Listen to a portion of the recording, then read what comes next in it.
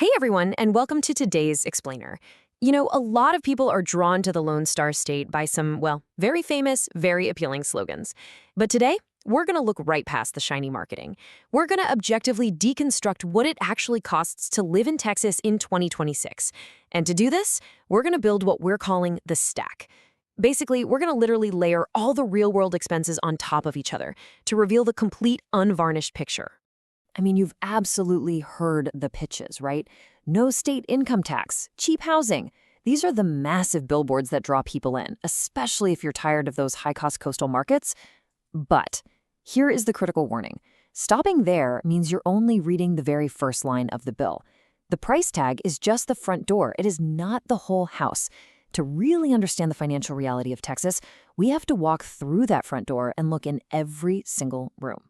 Okay, so let's dive right into this. Here is how we'll build this stack today. First, we'll look beyond the price tag. Second, the zero income tax catch. Third, the home insurance shock. Fourth, heat, highways, and hidden costs. Fifth, a tale of many Texases. And finally, building your cost stack. All right, let's kick things off with Section 1, Beyond the Price Tag.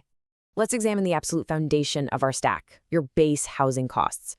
Now, for years, Texas was known as the undisputed land of getting more. More house, more land, more room to breathe. But $328,000, that was the statewide median home price in the first quarter of 2026. Now, interestingly, that's actually down 0.8% from the same time the previous year.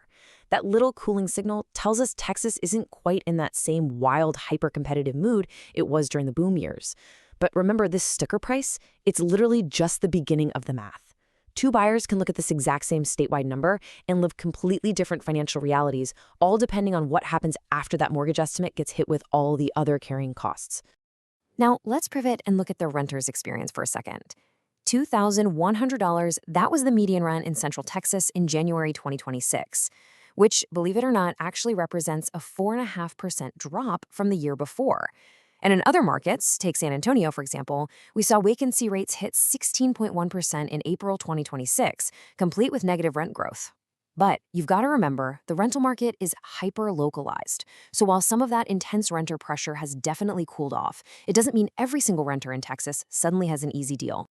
And this brilliantly illustrates our first major takeaway here. Buyers and renters aren't even playing the same game. Think about it. A buyer is heavily focused on the mortgage, property taxes, home insurance, and, long-term maintenance.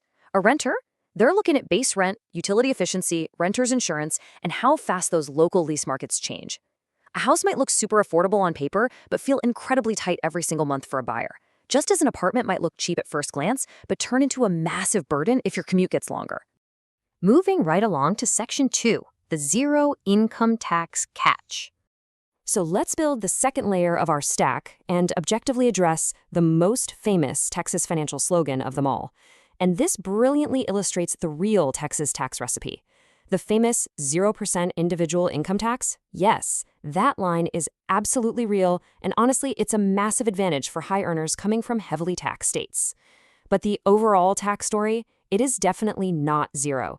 Texas just uses a different mix.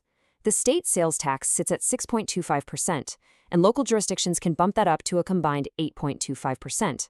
And more importantly, especially for homeowners, Texas relies heavily on a 1.4% effective property tax rate on owner-occupied housing value.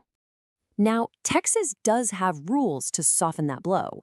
School districts are required to provide a $140,000 residence homestead exemption for eligible homeowners, and that is absolutely vital context.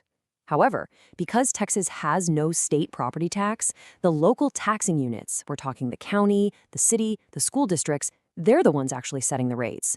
So while the exemption helps for sure, local property taxes remain a massive, undeniable part of your monthly carrying cost. The income tax line is zero, sure, but you really have to ask yourself, what local taxes are replacing it? Which brings us to Section 3, the home insurance shock. Stacking on our third layer is where things get really serious, guys. We need to talk about home insurance. This is a line item that can absolutely no longer be treated like background paperwork. Check this out. From 2019 to 2024, the median Texas homeowner saw their insurance premiums surge by 60%. Compare that to the national median increase of just 30%. By 2024, the average annual homeowner's premium in Texas hit $3,291. Why? Well, Texas weather is diverse and, frankly, intense. You've got hail in North Texas, hurricane and flood risks on the Gulf Coast, and wild drought and winter surprises everywhere else. Insurance is literally the difference between a house looking affordable on the first pass and feeling incredibly tight once those recurring bills actually show up. But, just to keep things completely objective, let's look at a balancing figure, 4.3%. The Dallas Fed noted that insurance premium growth actually slowed down to 4.3% in 2025.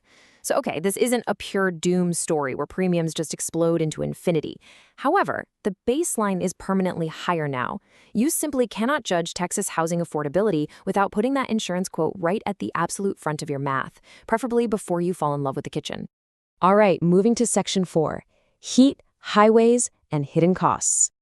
For our fourth layer, we have to add the unavoidable daily realities of Texas geography and climate to our stack.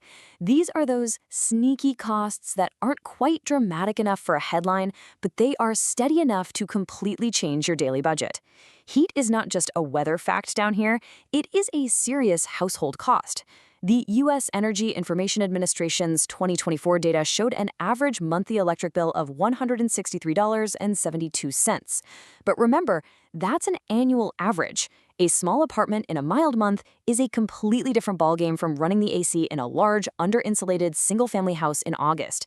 A bigger house might feel like a total steal until that summer bill reminds you exactly what good insulation is actually worth. Energy use fundamentally belongs in your cost stack. And then we have the sheer staggering size of the state. Texas gives you a ton of space, but that space pretty much demands a vehicle. AA's 2025 estimate for owning and operating a new vehicle is $11,577 a year. Driving in Texas isn't just about paying for gas, guys. It's depreciation, it's insurance, maintenance, tires, financing, registration, the whole shebang. If you move out to a spacious suburb, your daily life is going to require heavy mileage, and that adds a major layer to your stack. Plus, driving costs you something else, your time. In 2025, annual congestion delays hit 77 hours in Houston, 69 in Dallas, 64 in Austin, and 48 in San Antonio. A map might make a cheap house look close to the city, but the weekday drive will firmly disagree with you. Whether you're a daily commuter, a family running endless errands, or honestly even a remote worker who just needs to get to the airport or grab groceries, distance and congestion eat up real time, real fuel, and a whole lot of patience. Let's hit Section 5, a tale of many Texases. This brings us right to the climax of our explainer. We're breaking the state down into its varied regions. This is Layer 5, and it proves that there really is no single Texas. Statewide averages are great for showing the broad shape of the market, but they absolutely do not pay your personal budget. Moving to a fast-growing Dallas-Fort Worth suburb is going to give you an entirely different financial and lifestyle reality than living inside the Houston Loop or moving way out to the quiet hill country. Even inside a single metro area, the story changes drastically from one neighborhood to the next. A statewide median price is useful for context, sure, but relying on it to plan your personal finances, that is a massive trap. And finally, Section 6, building your cost stack. Okay, let's bring it all together. Let's walk through these 6 crucial steps one last time to review the comprehensive framework we've just built. As you can see, the true cost of living in Texas is a progressive accumulation of all these interconnected expenses. First, you have the front door, your housing base. Then you add local taxes, making sure to keep those property rates in mind.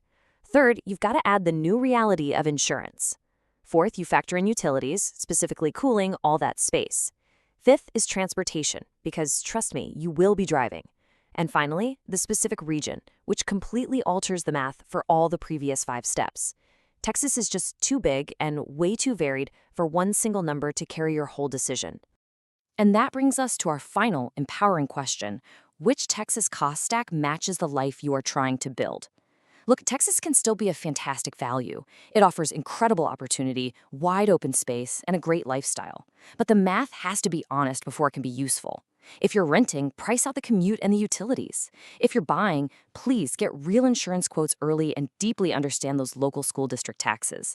Look past the flashy marketing slogans and price out the actual life you are going to live, layer by layer. Thanks so much for joining me for this explainer. Now get out there and go build your stack.